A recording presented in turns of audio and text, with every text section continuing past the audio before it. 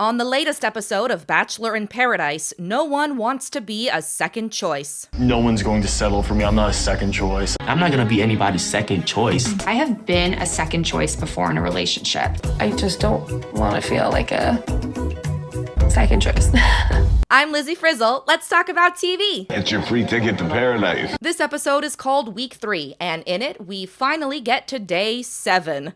The Goldens also make their AAR rivals in paradise, but first, we return to the rose ceremony where all hell was breaking loose. Justin gave a rose to his ex-girlfriend, Susie, instead of his new potential girlfriend, Lexi. Susie rejected it. Then, one by one, all three of them walked off set while the crew chased after. First, we check in with Justin. He explains to a producer that before they ever started dating, he and Susie promised to always protect each other, and that's why he gave her the rose. Plus, he was pretty sure Lexi didn't actually want him, just to stay. He quits the show after refusing to return to the rose ceremony or see anyone, even Susie, who we catch up with in the hallway trying to convince the producer to let her talk to Justin before she also quits. Elsewhere, Lexi also quits and packs her things while telling the camera that she knew this was inevitable if she got involved with Justin, never once acknowledging that by half breaking up with him the day before, she may have created a self-fulfilling prophecy. Back outside at the ceremony, Justin's rose is still up for literal grabs. He tells the producers to offer it to Jill, who tries to reject it to seem like above it all, I guess. But after so much drama that undoubtedly extended the amount of time everyone had to stand there, the rest of the cast just wants to sit down, and they convince Jill to accept the rose so they can all move on with their lives. Just take it. In addition to the entirety of the Lexusty triangle, Zoe and Allie Joe are also eliminated for a lack of having a rose. Allie Joe leaves mad at Dale because just a few hours earlier he told her the only thing on his mind was spending more time with her, and giving her a rose would have been a surefire way to do that. But Zoe had seemingly already accepted her fate and goes out on a high note. Men like Brian, I think he's a loser. Even though Zoe won't be on the show anymore, she also won't have to keep dating a guy who poses with a Cybertruck on Instagram, so I think she won in the end. Before this 10th season, the goal of the show was to generate couples that would generate engagements.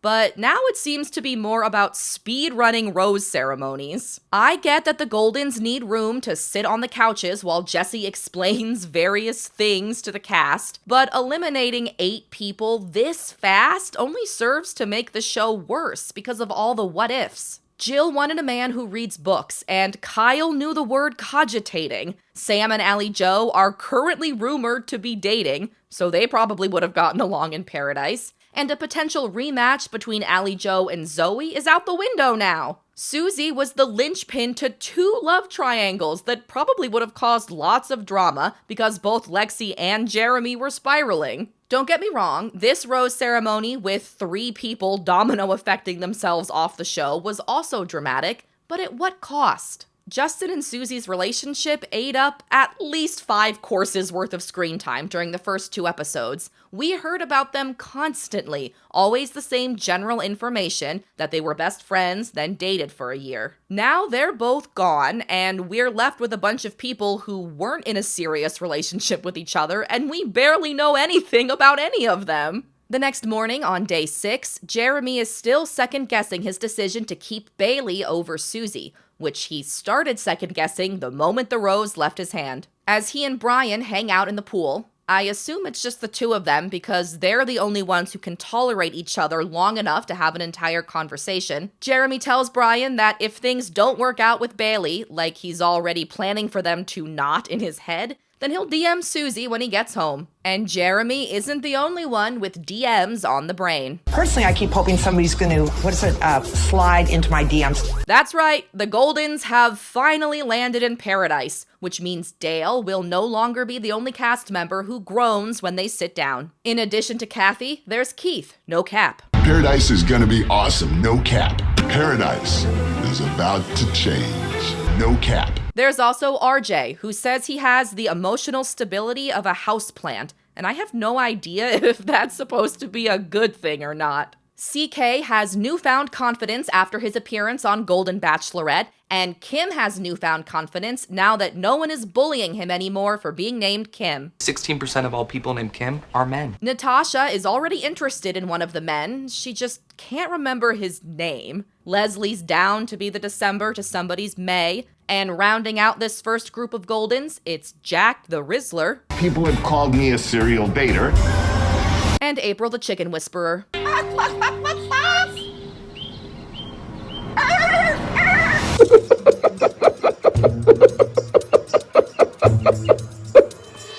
That's how I talk to chickens. As the Goldens walk into the resort, Leslie takes over for Brian as the person most likely to appear in a Jersey Shore remake. Party's here!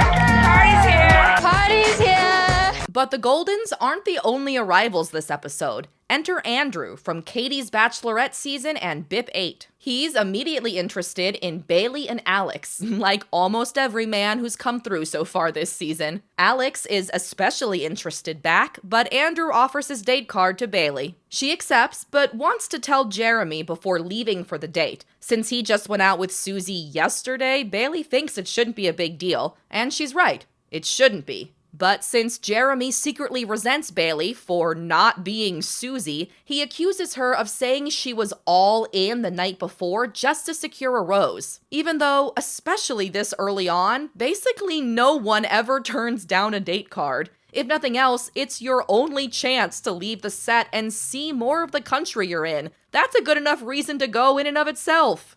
Jeremy refuses to hug or kiss Bailey goodbye, so she turns to her good friend Alex for comfort. But Alex is annoyed too because she wanted Andrew's date card. At a yoga retreat complete with a couple of spa-ristas, Andrew and Bailey partake in a coffee-themed date. Too bad neither of them drink coffee. I really don't want to drink coffee while I'm here, so... Yeah, that's fair. Wait, you don't want to drink coffee? No. Why? I have IBS. Disclaimer, I do not drink coffee, so. The date starts with coffee foot baths, then ends with a soak in an espresso tub and a kiss. Meanwhile, at the resort, Jeremy freaks the out. Even though I'm still into Bailey, I was thinking about giving Susie my rose last night. Is Susie gone already? Yeah.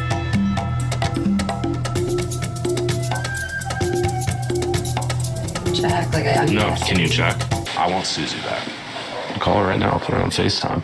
How about call her right now, please? Eventually, a producer does call Susie for Jeremy, but she rejects his offer to return to paradise. Seeing him get instantly shot down made sitting through all the screen time he got leading up to it worth it. To help him relax after the rejection, and also to spite Bailey's spa date, Jeremy gets a massage from a resort employee. Bailey got her own spa treatment on her date last night, so figure I'll set my own up. Let's see if there are going to be any happy endings in paradise.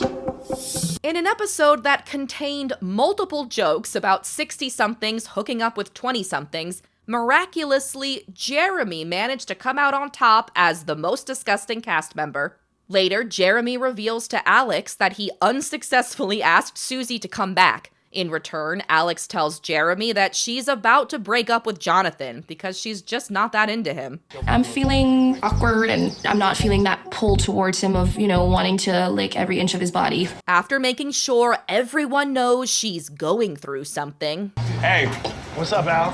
Hi. Why are you guys calling me out at the worst time? Oh, no, we're just saying hi. I was going to talk to Dova. Hi. Good evening. Okay. Alex pulls Jonathan to put him in the friend zone, just as Wells predicted. Alex and Jonathan. I tell you what, I don't know if I see the romantic connection, really. In the morning on day 7, Jonathan slinks back to Jill in search of safe passage through the next rose ceremony, but instead he gets confronted for leading her on ahead of the last one. We went on the date, friends, right? And then you're like, well, you're making my decision a lot harder. You make my decision hard. I meant you were making my decision harder because it made me remember that I need somebody I can have conversations like that. Okay, but you didn't mean that it was with me. Yes. It wasn't even like I had to read between the lines. I had to do an x-ray of the document to figure out that that's not what you meant. Obviously, Jonathan's explanation is nonsense, but I think this scene also demonstrates why Jill is having so much trouble finding someone to couple up with. Why couldn't you clarify? in the moment. In an episode that featured multiple jokes about 60-somethings hooking up with 20-somethings and Jeremy demeaning a resort employee from his interview chair, I didn't think it'd be possible for yet another person to enter the running for having the worst sense of humor in the cast. At the bar, Bailey anxiously waits for Jeremy, having been effectively guilted into thinking she needs to apologize for going out with Andrew.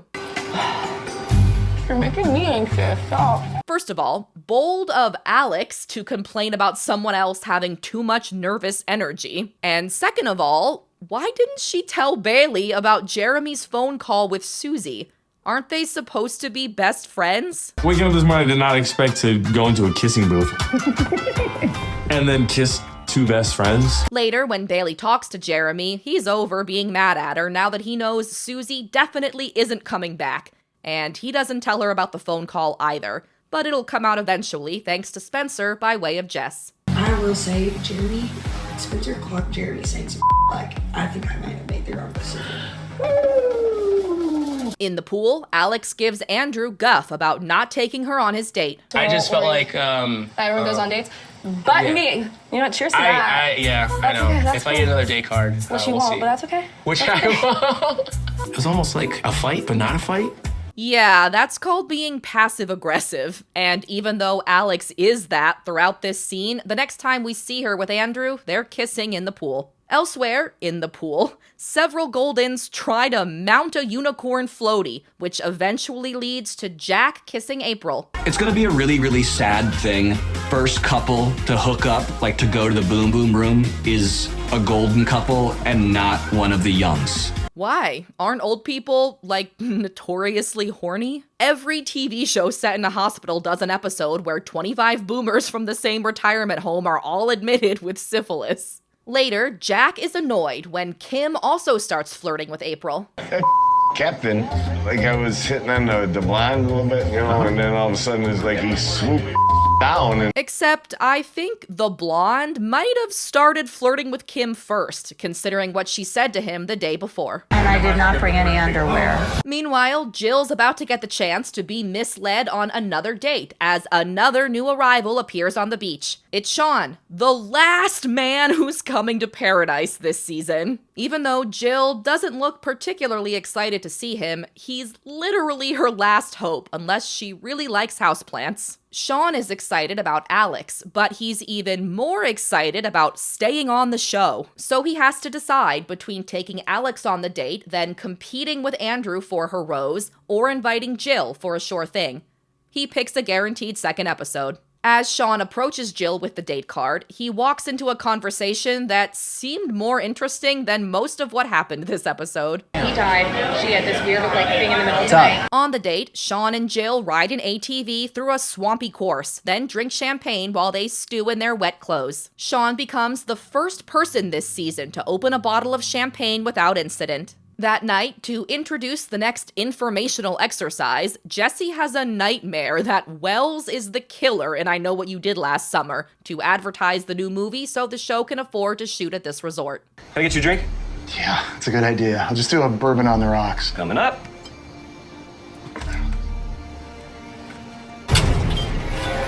You know what? I'm gonna pass on the drink. I'll just see you later. You sure? Yeah. Hey, try the margarita. It's killer. The movie is also used as a clunky setup for the exercise. Each cast member writes down a deep, dark secret. As Jesse reads them off, the group votes on the most scandalous reveal. Then that person decides whether or not to out themselves, and if they do, they get a prize. The cast learns that among them, someone cheated their way through finishing school, someone sells their feet pics on OnlyFans, someone once ruined an Uber driver's day, and someone found and kept $500,000. But I don't believe that one. The group decides that the juiciest secret is that one of them slept with someone else while their partner was in the next room. Kathy reveals herself to be the cheater for the sake of winning the mystery prize, which turns out to be the key to the VIP suite for the night. She invites Keith to join her because he tells her she's beautiful. He accepts her invite, but not Jack's offer to share his Viagra. You want a little Viagra to take with you? I got some. No, I don't want any. Every golden man should have some either Viagra, sildenafil, any of the above. In the VIP suite, I like to call it the VIPs.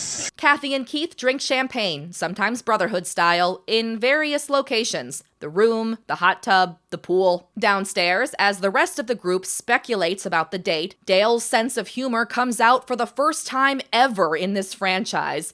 And I get why he kept it hidden. It's definitely hot tub. You think a hot tub? Definitely hot tub. There's a hot tub up there. Yeah, I know. Someone's getting clapped.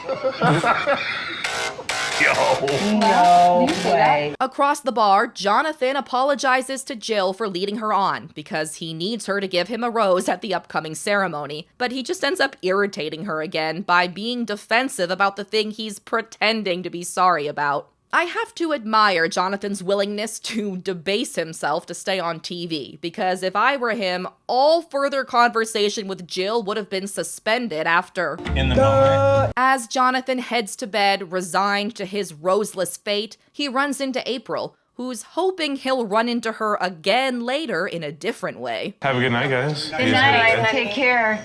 I'll see you in the Sleep morning. well. Yeah, see you for sure. Take care. Second door to the right if you need me. Believe it or not, and I'm sure you will, because this franchise is pretty gross, the episode ends on a cliffhanger about whether or not Jonathan should pursue April in order to get a rose. From this... But as it pertains to dating, we're not expecting you to cross over that generational line. Just please don't make it weird. To this... In paradise, there is no age limit. Why not see what can happen? In less than an episode.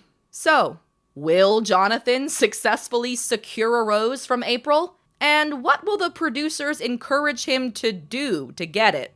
Find out next week on another Bachelor in Paradise recap. Thanks for watching. In the meantime, if you're so inclined, please like and subscribe and turn on notifications to be notified about the next video. Thanks again and see you then. Bye!